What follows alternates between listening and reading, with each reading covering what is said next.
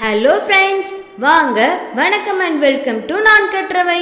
இன்றைக்கி நம்ம பார்க்க போகிறது ரேஷன்லேருந்து வாங்கின கோதுமையை எப்படி சுத்தம் செய்து அதை எப்படி ரைஸ் மில்லில் கொடுத்து அரைக்கிறது அப்படிங்கிற வீடியோவும், அதுக்கப்புறம் சுத்தம் செய்த கோதுமையை எப்படி ஸ்டோர் பண்ணி வைக்கிறது வண்டுகள் வராமல் அப்படிங்கிறதையும் நம்ம பார்க்க போகிறோம்.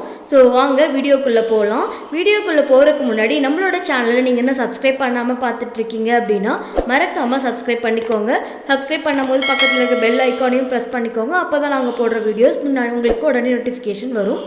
அண்ட் இந்த கோதுமையில் செஞ்சதை பரோட்டா எப்படி செய்யலாம் இந்த கோதுமையில் அப்படிங்கிறதையும் நான் ஆல்ரெடி ஒரு வீடியோவாக போட்டிருக்கோம். அது ரொம்பவே இன்ட்ரெஸ்டிங்காக இருக்கும். பரோட்டா பட்டிமன்றம் அப்படிங்கிற தலைப்பில் இருக்குது. பார்க்காதவங்க அதில் பார்த்துக்கோங்க. லிங்க்கை டிஸ்கிரிப்ஷனில் கொடுக்குறேன். இது ரேஷனில் வாங்கின கோதுமைங்க. நீங்கள் கடைகளில் வாங்கின கோதுமையும் இதே முறையில் அரைச்சிங்கன்னா ரொம்பவே சாஃப்டாக இருக்கும் மாவு. இதை பார்த்தீங்கன்னா அந்த மாதிரி முரத்தில் எடுத்து ட்ரான்ஸ்ஃபர் பண்ணிக்கிட்டாச்சு.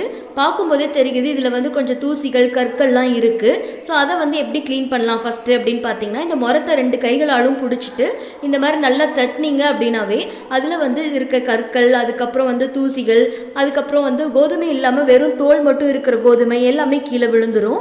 ஸோ இதை ஒரு 2-3 டைம் இந்த மாதிரி தட்டிக்கிட்டே இருந்தீங்கன்னா போதும், ஓரளவுக்கு கோதுமை க்ளீன் ஆகிடும்.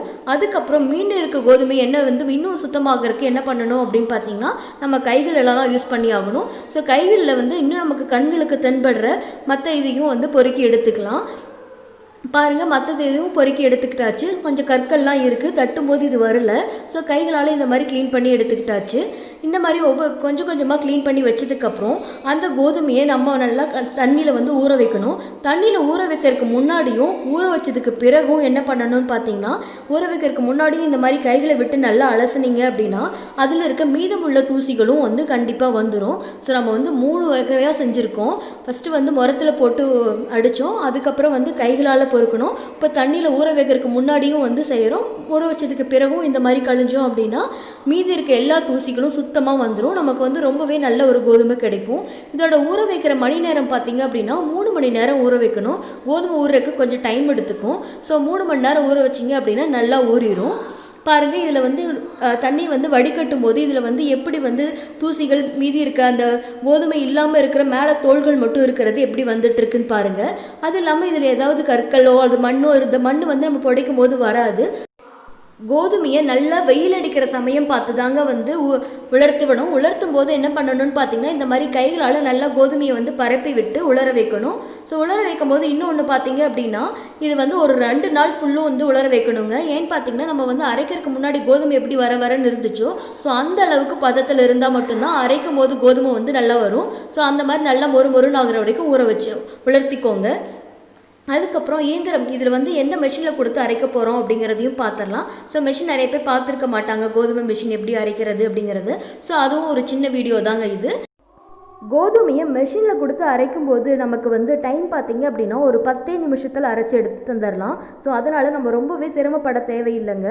நம்ம இது க்ளீன் பண்ணுறதுக்கு கஷ்டம் அப்படின்னு நினச்சிக்கிட்டு நிறைய பேர் கடைகளில் வாங்கின கோதுமை மாவு தான் யூஸ் பண்ணிகிட்ருக்கோம். ஸோ அதனால் இது ரொம்பவே ஈஸியான மெத்தடு.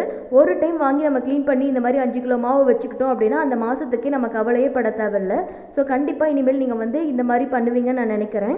பாருங்கள், ஒரு 5 நிமிஷத்தில் மாவு வந்துருச்சு. கோதுமையை கொட்டினோன்னே பார்க்கும்போதே நல்லா சாஃப்டாக இருக்கும்.